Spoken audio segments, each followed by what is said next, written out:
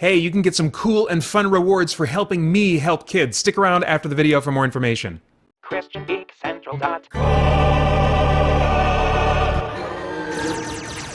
Hey guys, Peter Franson here from christiangeekcentral.com and Spirit Blade Productions. I wanted to do kind of just an off-the-cuff recording talking about the possible wisdom in canceling a pre-order that you might have for the PlayStation 5 or waiting on purchasing it until later. And as I've talked about in my own personal deliberations on which console am I going to get first, I have talked about the value in waiting, in making sure that we don't get carried away with hype. And some things have been bubbling to the surface, specifically about the PlayStation 5, that I thought would be worth bringing up because they affected my own deliberations. And I'm seeing some things much more clearly now, even though I was already seeing some of it, in Sony and how they've been talking about their console that I think ought to rein in our hype. If our hype is leading us to make a pre-order or to mentally commit to buying it on day one or whatever, I think hype can be fun if it's an outgrowth of something that we are really enjoying currently for what it is. But I think we get into the wrong territory when we are excited and hyped for something that might be a way that we hope it will be, and then we make decisions investing in that when we don't really have a good reason to. If you have really good reason to be excited about something that's coming up, that's one thing.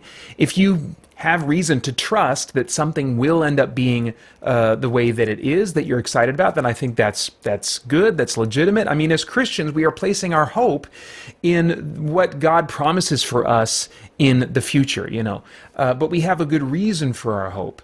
I think that we get into the wrong territory when we are getting hyped about something and we're getting excited about something and we don't really have a good reason to hope that it actually is trustworthy and will be what we think that it will be. And I think in the case of Sony, the way that they're rolling out information about the PlayStation 5 should pop up some red flags for us so that we don't get hyped about something that may not turn out in many ways like we hope. Specifically, the news that's been talked about more recently is whether or not PlayStation 4 saves will transfer to the PlayStation 5 versions of individual games. I want to draw your attention to pushsquare.com. They've got several articles on this topic or related to this topic that I found useful. First one, Dirt 5 Man-Eater saves won't transfer from PS4 to PS5. There's also been confirmation that Yakuza Like a Dragon will not have saves that transfer from the PS4 to the PS5 version, although put an asterisk on this. I'm going to come back. There's some things to recognize in what's going on here. Another article, there's PS4 to PS5, all games confirmed with free upgrades. This is great because it's actually a chart that goes through a list of those games that have been confirmed to have upgraded versions that are coming to PlayStation 5. And then also whether or not you will be able to transfer your save over from the PS4 version to the PS5 version. So that's a very useful article to check out. And then finally, their article, PS5 backwards compatibility.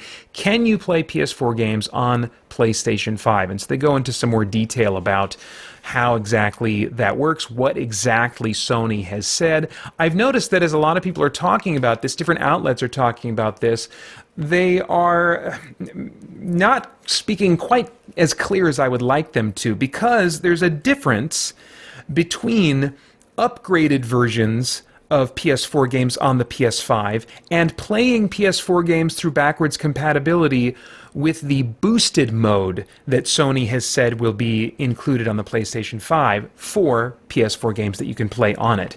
The upgraded versions are the ones that have been mentioned in this controversy about games that do not carry PS4 save files to PS5. So for example, Dirt 5, Man-Eater, Yakuza Like a Dragon, these are getting upgraded versions on the PlayStation 5 that you will be able to upgrade to, as I understand it, I think it's the case with all three of these, you'll be able to upgrade freely if you've bought the PS4 version to the PS5 version. But these are two different versions. When they talk about you get a free upgrade, what they're talking about is you're actually playing a different game. As Tripwire says, the team behind Manhunter, this is part of the Push Square article that's titled Dirt 5 Maneater Saves Won't Transfer from PS4 to PS5.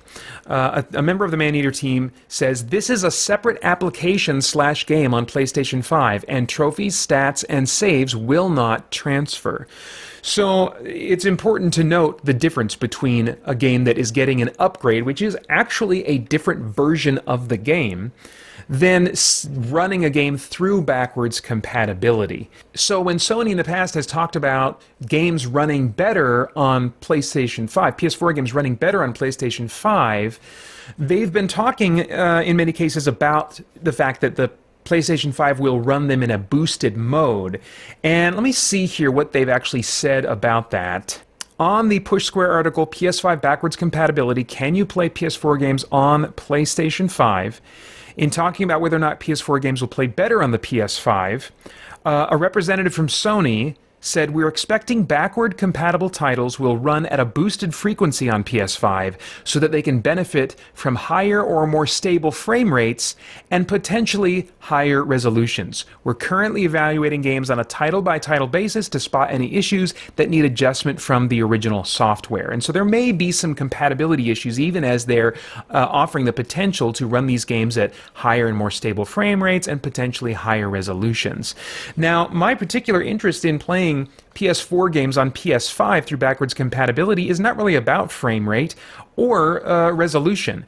What I want to take advantage of is the SSD on the PS5 that can improve load times and maybe improve or diminish, get rid of, I should say, pop-up in some of my games.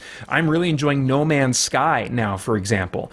And the reason that I would want to get a PS5 soon after launch at this point would to see pop-in be significantly reduced or removed from No Man's Sky, from, let's see, Ghost Recon Breakpoint, from Homefront: The Revolution, if that's possible. I'd like to see load times reduce on Kingdoms of Amalur: Re-Reckoning, Pathfinder Kingmaker, Assassin's Creed Odyssey, Monster Hunter World, and even Skyrim, even though the load times were improved on the special edition version for PS4. But at this point, if we're just talking about playing those games through backwards compatibility, I have no assurance from Sony that, as a blanket statement, loading times for all games will be improved. I mean, some games are not designed to take advantage of an SSD, and so you might have the most awesome SSD in the world, but if the game is not designed to potentially take advantage of that, your load times are not going to be improved as much as you would think.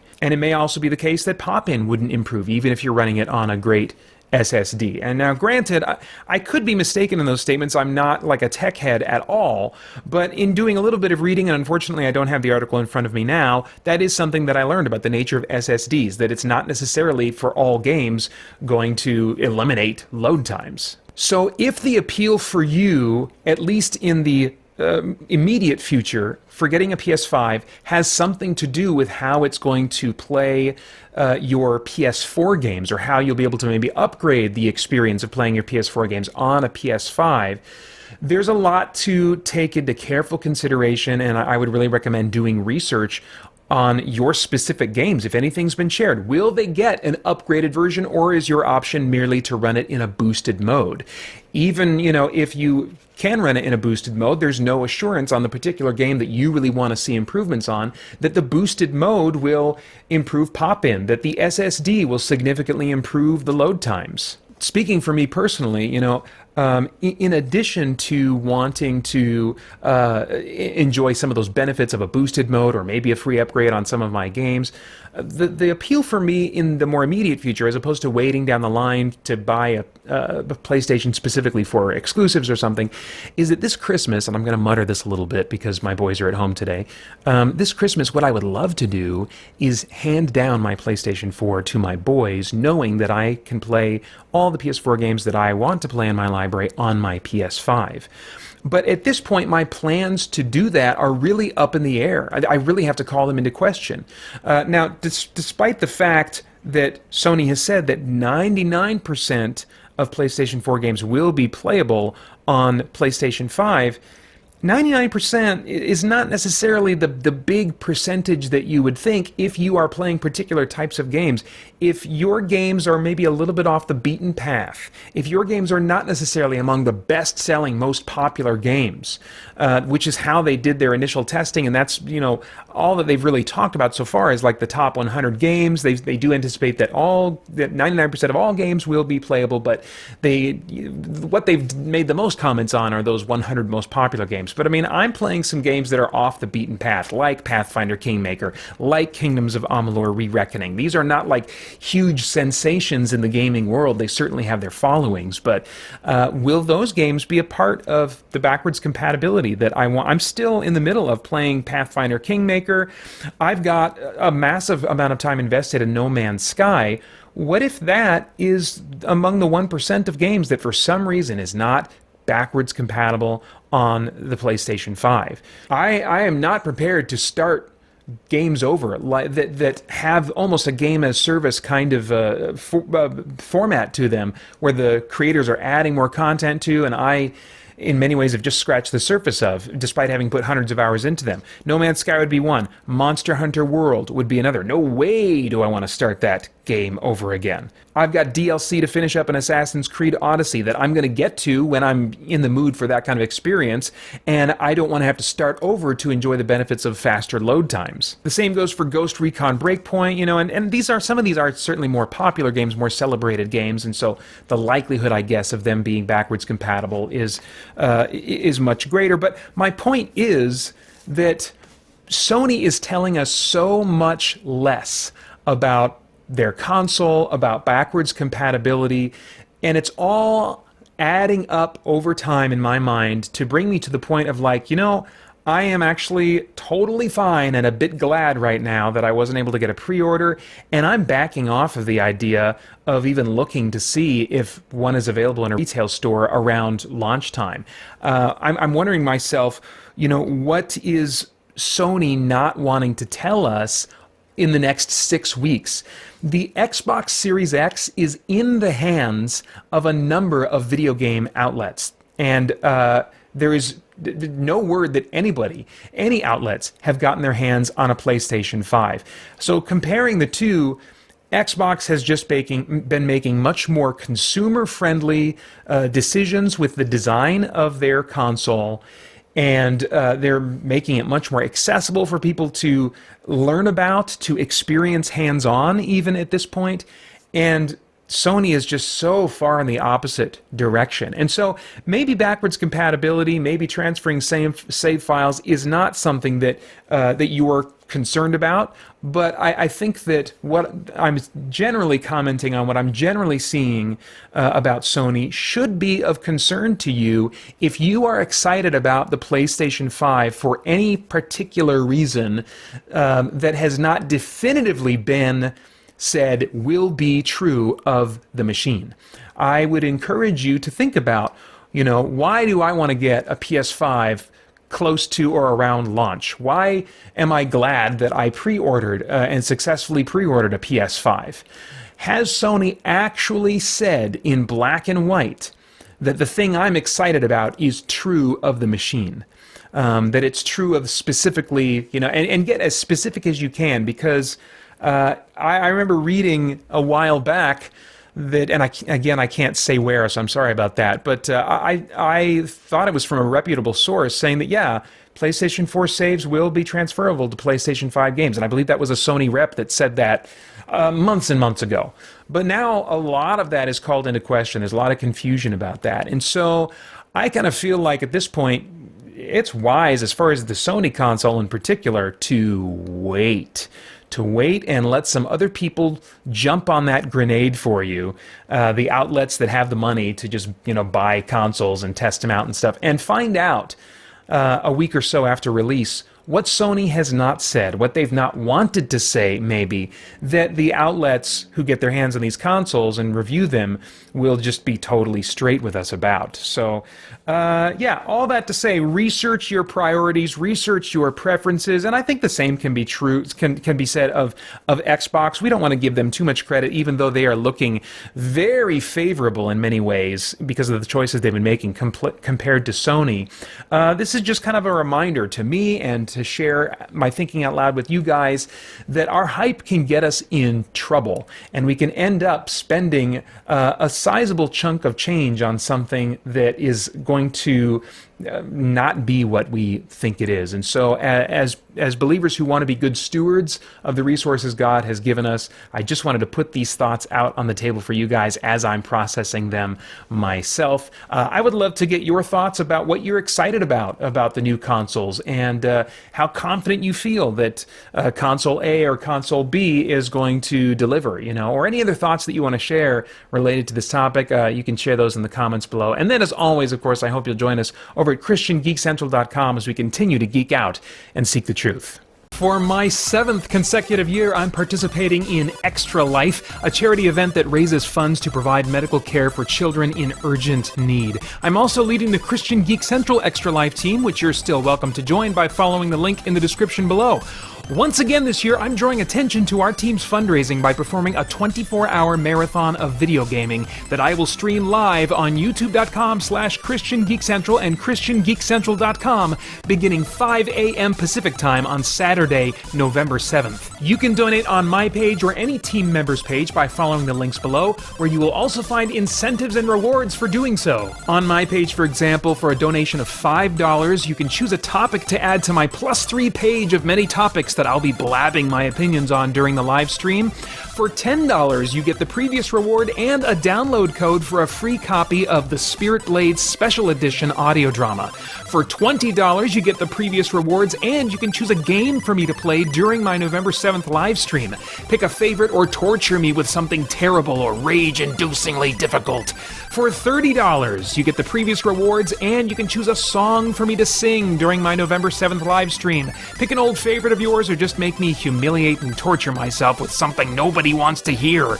And for $50 or more, you get the previous rewards and a download code for every MP3 product at spiritblade.com. That's an $80 value. On top of that, I have set fundraising milestones that will unlock strange and unusual happenings as I reach them. At $200, I'll have a free download day for everyone who visits spiritblade.com on November 11th. And as my total goes beyond $200, I'll unlock increasingly more content for the free download day. And depending how far beyond $200 my fundraising goes, during my November 7th live stream, I will show embarrassing clips of a movie I made in college with fellow Spirit Blade actor Michael Tully, put on a pair of Frozen socks and a Frozen t-shirt at the same time, shoot water up my nose with a turkey baster, and have my wife Holly play a video game with me for 30 minutes. And if I reach a personal fundraising total of $500 or more, I will face my greatest and most hated enemy in video gaming. I will finally beat Super Mario Bros. Without using cheat codes by the end of 2020, publishing video of my efforts and eventual success, and also make my first attempts during my Extra Life marathon. I freaking hate that game, but I will do this for those kids and their families, and for you sadistic people who donate money to make it happen. Now, there are some stipulations and time limits on those rewards and milestones, so quickly follow the link below to my fundraising page for all the details. I hope you will be a part of helping me and the Christian Geek Central team do some good for some kids and families who really need it. And then I hope you'll join me at youtube.com/ChristianGeekCentral for my 24-hour video gaming marathon starting 5 a.m. Pacific time on Saturday, November 7th. Hope to see you then.